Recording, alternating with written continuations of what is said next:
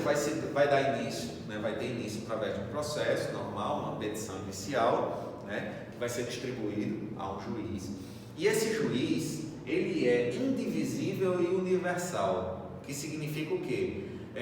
Todas as ações que envolvam aquela situação devem ser tratadas neste juízo, certo? Né? De modo que esse juiz ele possui competência para conhecer de todas as ações relativas a bens, interesses e negócios do falido, ressalvado, obviamente, como eu falei no começo, as causas trabalhistas, porque são créditos muito importantes, né? As fiscais e aquelas não reguladas pela lei de falência, quando a massa atue no polo passivo, no polo ativo, tá?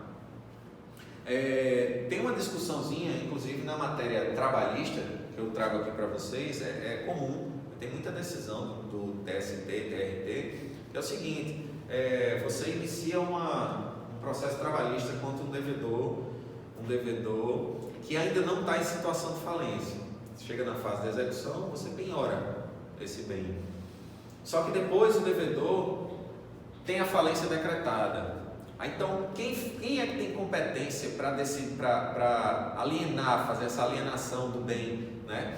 A competência continua no juízo originário, porque a penhora foi feita antes da quebra. Se a penhora ocorreu depois da decretação da falência, a competência para os atos de alienação vai ser do juízo de falência, tá? Isso aí já está bem pacificado aí no âmbito do TST.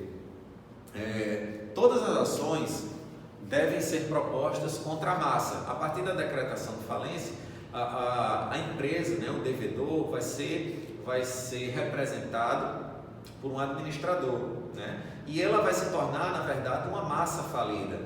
É um conjunto de bens em dissolução, digamos assim. Então, todas as ações devem ser propostas contra a massa e não contra a empresa.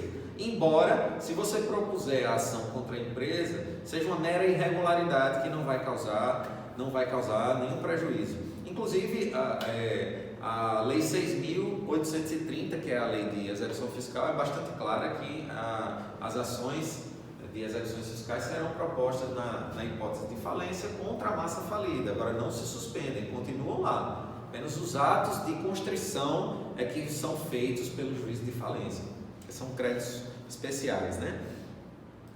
Outra coisa, a falência não implica a extinção da personalidade jurídica da empresa, certo?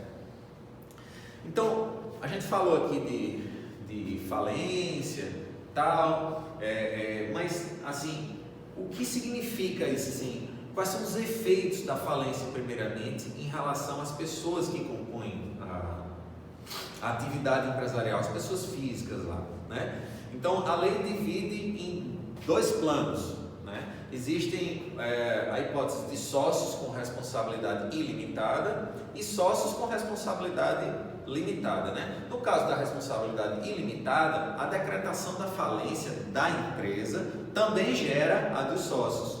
E isso traz como consequência o quê? Que quando for citado para apresentar uma defesa, o sócio também tem que ser citado, independentemente da empresa, certo? Ele vai ter que ser citado obrigatoriamente. Já se a gente estiver falando de uma sociedade com responsabilidade limitada, uma sociedade limitada, né? Nesse caso, existe até enunciado 49 da primeira jornada de direito comercial, que é bastante claro, né, ao dizer que os deveres impostos pela lei de falência ao falido, sociedade limitada, recaem apenas sobre os administradores, não sendo cabível nenhuma restrição à pessoa dos sócios não administradores. Então, veja, sociedades com responsabilidade ilimitada, sociedade em nome coletivo, né, a sociedade simples mesmo, a sociedade em comum, certo? Nesse caso, a sociedade simples não, perdão, porque a sociedade simples não tem caráter empresarial.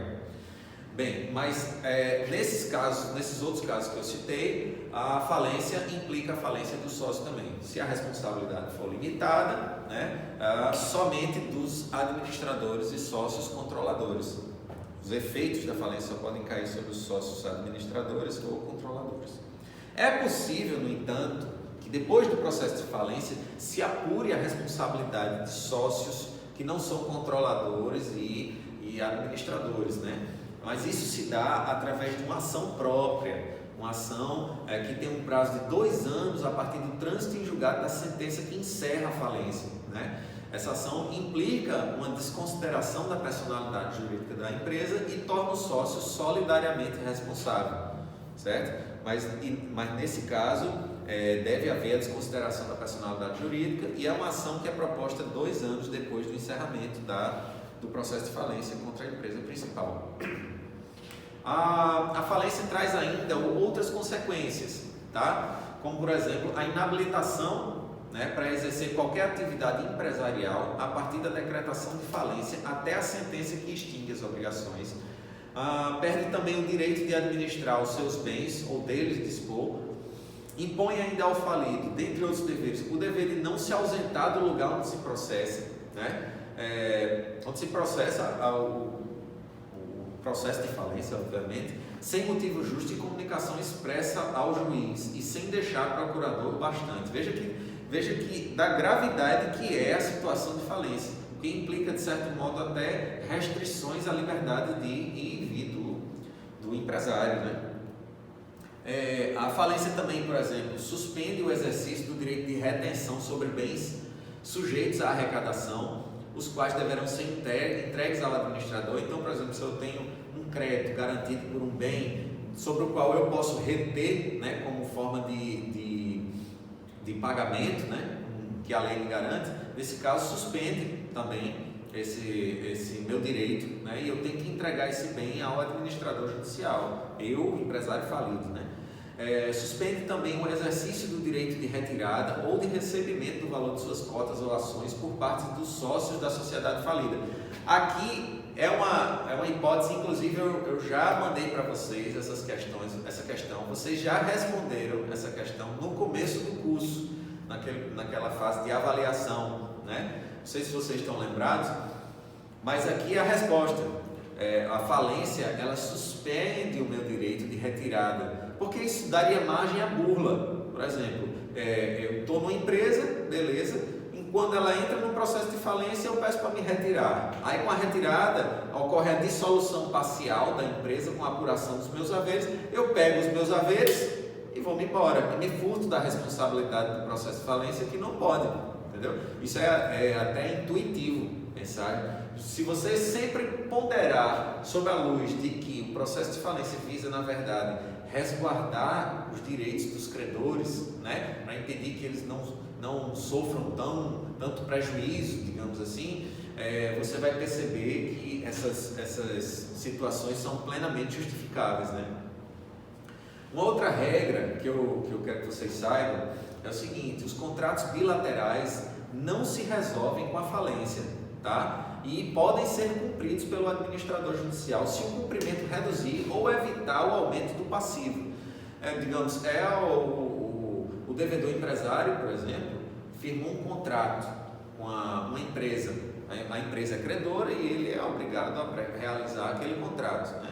Se o administrador verificar que o cumprimento daquele contrato vai ser bom, porque vai evitar um passivo, né, um passivo maior para ingressar na falência, ele vai e cumpre, porque o simples fato de falir não resolve aquele contrato, tá certo? Essa é a regra do artigo 117, se vocês puderem, deem uma lida lá também. Bem, a lei, dentro desse contexto aí de falência, também prevê a hipótese de uma ação revocatória, tá? Essa ação é o quê? Na verdade, ela visa anular atos praticados em conluio fraudulento pelo devedor com um terceiro, tá? Às vezes é uma forma do devedor praticar uma fraude em relação a outros credores, mantendo um conluio com um dos credores, certo? Essa ação, ela pode ser proposta pelo administrador judicial, qualquer credor ou pelo Ministério Público, no prazo de 3 anos, contados da decretação da falência, certo? Ela vai correr no juízo de falência, normalmente, e vai obedecer o procedimento ordinário. Essa sentença, que vai culminar, né, com esse processo, obviamente, vai terminar com uma sentença, da qual vai caber apelação, né? Vai determinar, na verdade, o retorno dos bens que foram objeto daquela fraude, a massa falida em espécie, com todos os acessórios, ou o valor de mercado acrescido de perdas e danos, né? Se não puder ser ressarcido em espécie, né? A massa falida. Tem essa possibilidade também. Extinção das obrigações do falido. O falido, obviamente, se livra dessas obrigações que lhe são impostas, né, pela falência, se ele pagar todos os créditos, obviamente, né?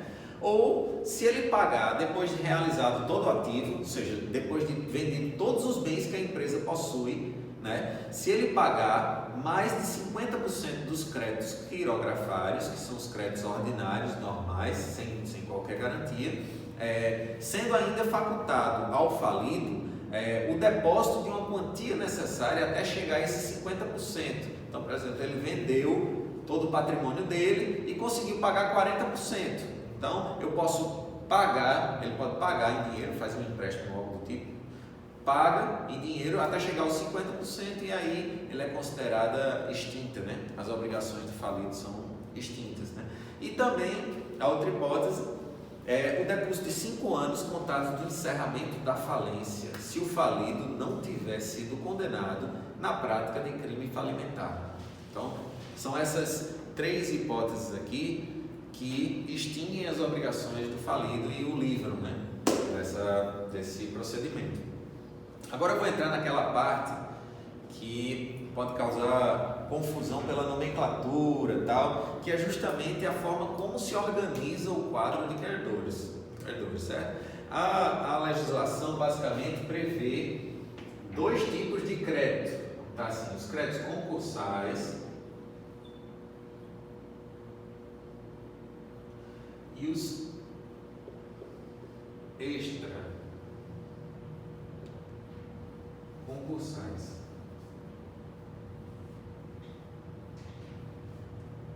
Basicamente, o que vai diferenciar um ou outro é o seguinte, tá? Os créditos extra concursais, eles se referem, eles surgem pelo próprio processo de falência, eles decorrem do próprio processo de falência. Então se referem, por exemplo, ao pagamento do administrador judicial, do advogado que interveio no processo, vamos dizer, das despesas realizadas com o processo de falência mesmo. Não são dívidas anteriores que o devedor tinha, tá? E esses créditos que são os do artigo 84, que eu sugiro a vocês a leitura, eles são pagos preferencialmente a esses outros, tá? Esses outros aqui são os créditos concursais propriamente ditos, são aqueles que existiam antes da decretação da falência. Aí eles vão entrar obedecendo uma determinada ordem. Esses aqui também, mas esses aqui é o que mais comumente se vê, né? E se discute. Bem, os créditos concursais que estão no artigo 83, basicamente, são o seguinte: os créditos derivados da legislação de trabalho, que são os mais importantes, por causa do caráter alimentar deles. Mas esses créditos têm um limite, tá? Esse limite é de 150 salários mínimos por credor. Então, se a empresa tinha dois empregados, a primeira coisa que vai se pagar com a venda do ativo, com a realização do ativo, vão ser esses 2 empregados. Ah, mas eles têm uma dívida de 200 salários mínimos. Não, mas vai ser pago a eles 150. E ele vai deixar de receber esses outros 50 salários mínimos que eles tinham direito? Sim ou não? Sim e não. Ele pode ou não deixar de receber. Tudo vai depender da ordem que vai ser pago posterior a ele, tá? Esse montante que sobra vai ser pago depois aos créditos com garantia real. Mas antes de eu passar para aí, eu quero só destacar a vocês que os honorários advocatícios devidos antes do processo de falência são créditos de natureza alimentar, tá? Com base na súmula 47, súmula vinculante 47 do Supremo Tribunal Federal e com base no artigo 85, parágrafo 14 do Código de Processo Civil. Então, hoje não tem dúvida de que os honorários advocatícios são créditos de natureza alimentar e entram nesse limite de 150 salários mínimos, são os primeiros a serem pagos, tá? Junto com os créditos trabalhistas e os decorrentes de acidente de trabalho. Depois disso, como eu falei, pago 150 salários mínimos para cada credor, vai-se para os créditos com garantia real, que são aqueles créditos que decorrem de penhor, né, hipoteca e tudo mais. Depois desses, dos créditos, deixa eu colocar aqui, que fica mais fácil para vocês visualizarem.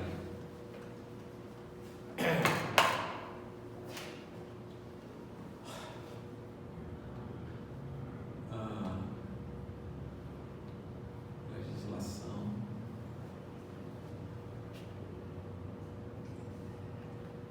Do trabalho.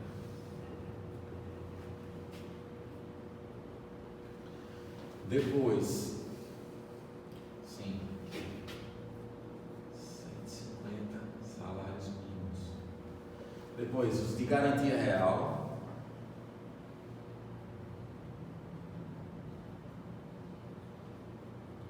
Pessoal, não vou entrar em muito detalhe do que é garantia real não, porque eu suponho que isso aí vai ser trabalhado na matéria de direito civil, tá? Direitos reais. Mas eu falo por cima, assim, tá? A terceira hipótese são os créditos tributários.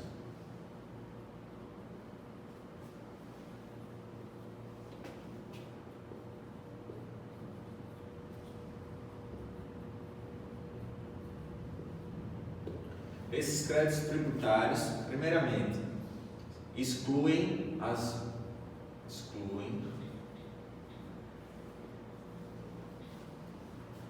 multas tributárias, tá? São os créditos tributários com exclusão das multas tributárias. Como eu falei, né, os créditos tributários vão ser perseguidos em ações de execução fiscal próprias e tal, mas eles precisam ser habilitados no processo de falência porque a lei considera que eles não são tão importantes quanto, por exemplo, os créditos com garantia real e da legislação do trabalho. E quem tem que ter esse controle é quem? É o juiz universal de falência. É por isso que ele é juiz universal, ele tem que congregar todas essas situações, que ele que vai disciplinar a venda desses bens, né? Lembre-se, essa exclusão das multas tributárias não significa que elas não vão entrar no processo falimentar, apenas que elas não estão nessa ordem aqui, você paga depois, tá certo? Depois vem os créditos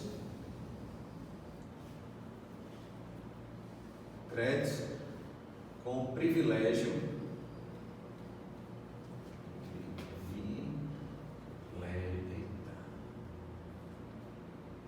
especial, certo? Que são aqueles cujos titulares detêm direitos de retenção sobre coisa dada em garantia, né? Aqueles constituídos em favor de microempreendedores individuais e microempresas e empresas de pequeno porte, e os do artigo 964 do Código Civil. Eu recomendo que você dê uma lida por cima, né, pelo menos uma única vez, no artigo 964 do Código Civil e 965, são os créditos com privilégio especial e privilégio geral. Mas basicamente os créditos com privilégio especial do 964 são créditos que recorrem de trabalhos realizados sobre determinadas coisas. Então vamos dizer assim, um credor que forneceu sementes para um dono de uma área plantar, por exemplo, esses créditos são créditos especiais, né, porque foram dados sobre uma determinada coisa, né? Já os créditos com privilégio geral são créditos que decorrem de situações para com o próprio devedor, pessoa física. Então, por exemplo, são créditos decorrentes de despesas realizadas com a saúde do devedor, né, com o funeral do devedor e internação, isso aí por aí vai. Mas os créditos com privilégio especial aqui são esses que eu falei, tá? Os do 964, os créditos constituídos em favor de microempreendedores individuais e de empresas de pequeno porte. Isso aí é muito importante que vocês saibam, certo? Que eles têm uma posição própria, né? E aqueles que os detentores têm o direito de garantia, né? Direito de retenção, tá? Sobre a coisa dada em garantia. Depois temos os créditos com privilégio geral, que são basicamente aqueles do 965 do Código Civil que eu falei, né? Tais como os créditos decorrentes de despesa realizada com o funeral do devedor, despesas realizadas no tratamento de doença que acometeu o devedor no semestre anterior à sua morte. Essas são duas hipóteses lá do 965 que eu tratei. Depois vem os créditos quirografários, né? Que são os créditos comuns, tá? E aqui, deixa eu ver, aqui é o quinto, tá? Aqui é o sexto. Quirografários.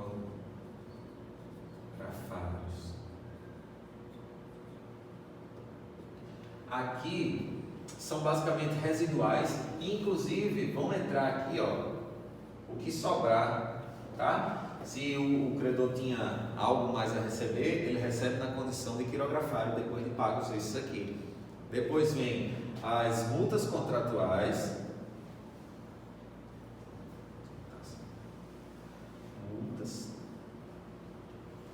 multas contratuais, inclusive as tributárias.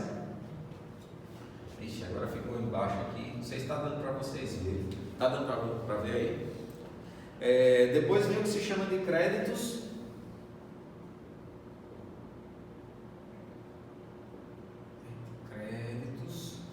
subordinados.